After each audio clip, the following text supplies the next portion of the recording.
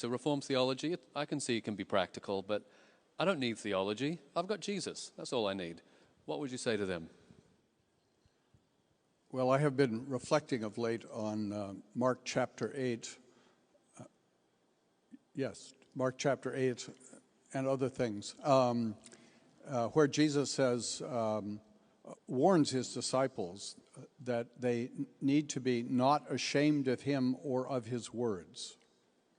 And that's sort of the divide we're in today, that there are all sorts of people who claim not to be ashamed of Jesus, but are ashamed of his words.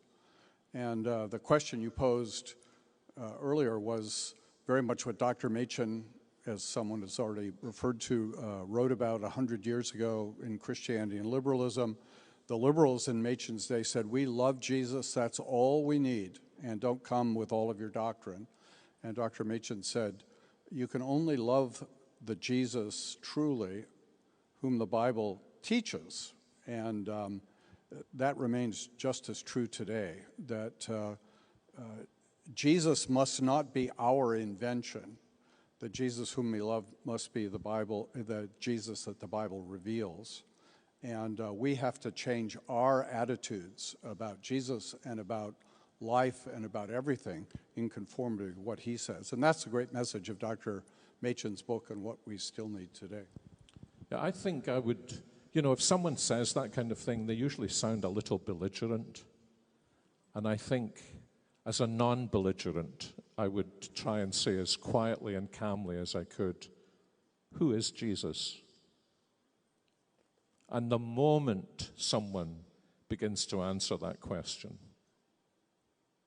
you're going to say, well, that's theology. That is your theology.